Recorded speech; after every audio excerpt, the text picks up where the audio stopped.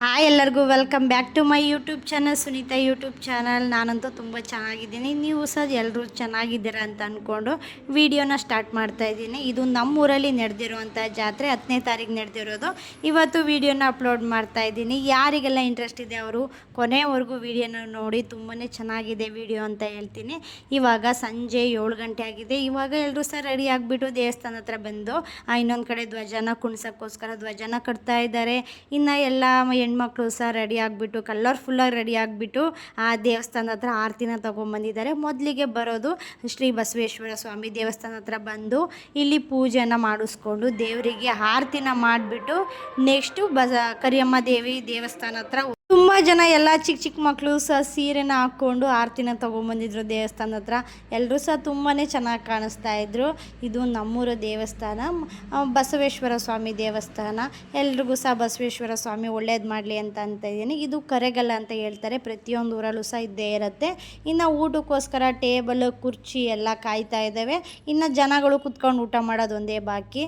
ಈ ಸಲ ಸಿಲಿಂಡ್ರು ಸಮಸ್ಯೆ ಇರೋದ್ರಿಂದ ನಮ್ಮೂರಲ್ಲಿ ಒಲೆಯಲ್ಲಿ ಅಡುಗೆನ ಮಾಡ್ತಾ ಇದ್ದಾರೆ. ಸೌದಿ ಅಂತೂ ಸಿಕ್ಕಾಪಟ್ಟೆ ಚೆನ್ನಾಗಿದ್ದು, ಗ್ಯಾಸ್ಗಿಂತ ಒಲೆ ರುಚಿ ಅಡುಗೆ ತುಂಬಾ ಚೆನ್ನಾಗಿರುತ್ತೆ. ಇವಾಗ ಬಂದಿರೋದು ಕರಿಯಮ್ಮ ಅವರ ದೇವಸ್ಥಾನದ ಹತ್ರ. ಇನ್ನು ಅಮ್ಮನ ಅಲಂಕಾರ ನೋಡೋಕ್ಕೆ ಎಲ್ಲ ಮಕ್ಕಳು ಸಹ ತುಂಬಾ ಕುತೂಹಲದಿಂದ ಕಾಯ್ತಾ ಇದ್ದಾರೆ, ಯಾವಾಗ ದರ್ಶನ ಮಾಡ್ತೀವಿ ಅಂತ.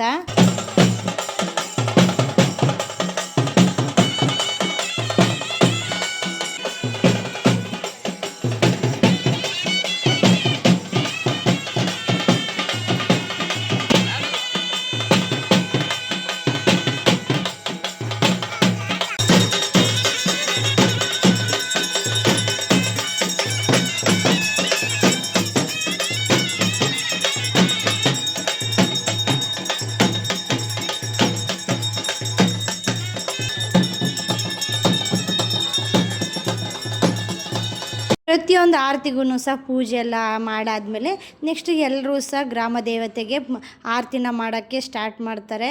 ಇವಾಗ ನೋಡಿ ಎಲ್ಲರೂ ಸಹ ಪ್ರತಿಯೊಬ್ಬರು ಒಳಗಡೆ ಬಂದುಬಿಟ್ಟು ಎಲ್ಲ ದೇವರಿಗೂ ಸಹ ಆರತಿನ ಮಾಡ್ತಾಯಿದ್ದಾರೆ.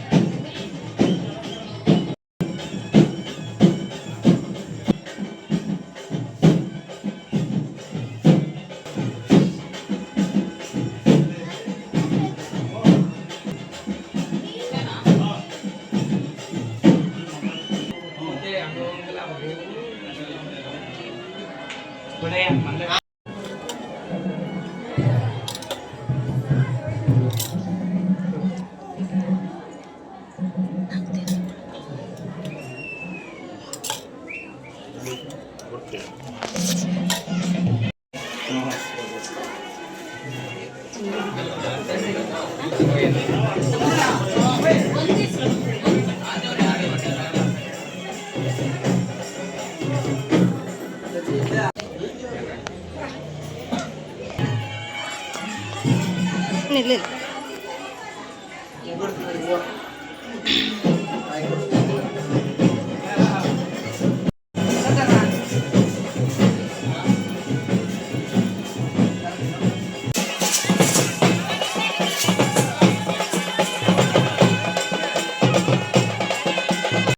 ನೋಡಿದ್ರಲ್ಲ ತಾಯಿ ಅಲಂಕಾರ ಎಷ್ಟು ಚೆನ್ನಾಗಿ ಕಾಣಿಸ್ತಾ ಇದೆ ಅಂತಂದರೆ ತುಂಬಾ ಚೆನ್ನಾಗಿ ಕಾಣಿಸ್ತಾ ಇದೆ. ಅದು ನೋಡ್ತಾ ಇದ್ರೆ ನೋಡ್ತಾನೆ ಇರಬೇಕು ಅನಿಸುತ್ತೆ. ನಮ್ಮ ದೊಡ್ಡಪ್ಪ ನಾನು ವೀಡಿಯೋ ಮಾಡ್ಕೊಬೇಕಾದ್ರೆ ಆ ದೇವರಿಗೆ ಕಣ್ದೃಷ್ಟಿ ಆಗುತ್ತೆ ಅಷ್ಟೇ, ನೀನು ಇಷ್ಟೊಂದು ವೀಡಿಯೋ ಮಾಡ್ತಾ ಇದೆಯಲ್ಲ ಅಂತ ಹೇಳ್ತಾಯಿದ್ರು. ಇಲ್ಲ ನಾನು ಏನೂ ಆಗಲ್ಲ ಬಿಡಿದ್ದೆ, ತಾಯಿಗೇನಕ್ಕೆ ಕಣ್ದೃಷ್ಟಿ ಆಗುತ್ತೆ ಅಂತ ಹೇಳ್ತಾ ಇದ್ದೆ. ಇವತ್ತು ನನ್ನ ಮಗನ ಬರ್ತಡೇನೂ ಸಹ ಇತ್ತು. ನಾವು ಸ್ವಲ್ಪ ಮೈಸೂರು ಪಾಕ್ನೂ ಸಹ ತೊಗೊಂಬಂದಿದ್ದು ಎಲ್ರಿಗೂ ಕೊಡೋದಕ್ಕೋಸ್ಕರ. ಅದನ್ನ ಸ್ವಲ್ಪ ಜನಕ್ಕಾಯಿತು, ಸ್ವಲ್ಪ ಜನಕ್ಕಾಗಲಿಲ್ಲ. ಈ ದೇವರು ಬಂದ್ಬಿಟ್ಟು ಭೂತಪ್ಪ ಅಂತ. ಇದು ನೋಡಿ ಎಷ್ಟು ಚೆನ್ನಾಗಿ ಅಲಂಕಾರ ಮಾಡಿದ್ದಾರೆ ಸ್ವಾಮಿ, ನೋಡೋಕ್ಕೇ ತುಂಬ ಚಂದ. ಧ್ವಜನ ಕುಣಿಸ್ತಾ ಇದ್ರು. ನನ್ನ ಮಗ ಅದನ್ನು ನೋಡಿಬಿಟ್ಟು ತಾತ ನನಗೆ ಅದು ಬೇಕು ಅಂತ ಕೇಳ್ತಾ ಟಾರ್ಚರ್ ಮಾಡ್ತಿದ್ದ ಅವ್ರ ತಾತಂಗೆ.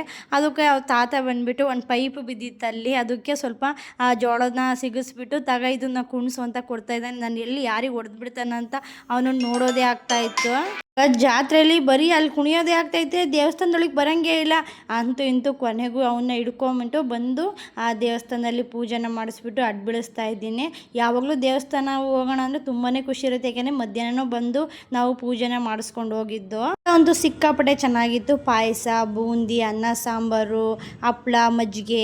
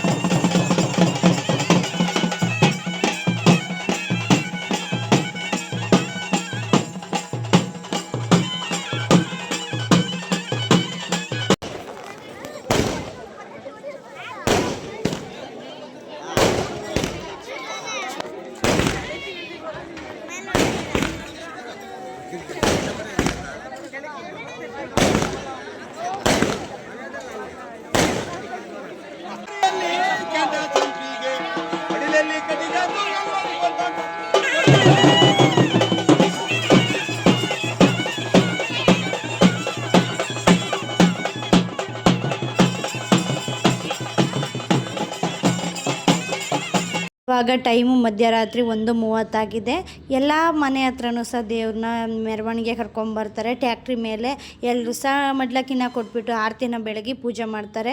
ಬೆಳಗ್ಗೆ ಮೊಸರನ್ನ ಮಾಡೋಕ್ಕೆ ಟೈಮ್ ಇವಾಗ 2 ಗಂಟೆ ಆಗಿದೆ ನೋಡಿ. ಸಂಜೆ ಕಟ್ಚಿರೋ ಒಲೆ ಇನ್ನೂ ಉರಿತಾನೆ ಇದೆ. ಇವಾಗಲೇ ಅನ್ನ ಮಾಡ್ಕೊತಾ ಇದ್ದಾರೆ, ಯಾಕೆಂದರೆ ತುಂಬ ಭಕ್ತಾದಿಗಳು ಬರ್ತಾರೆ, ಸಾವಿರಾರು ಜನ ಬರ್ತಾರೆ. ಎಲ್ಲರಿಗೂ ಸಹ ಊಟದ ವ್ಯವಸ್ಥೆ ಇದೆ.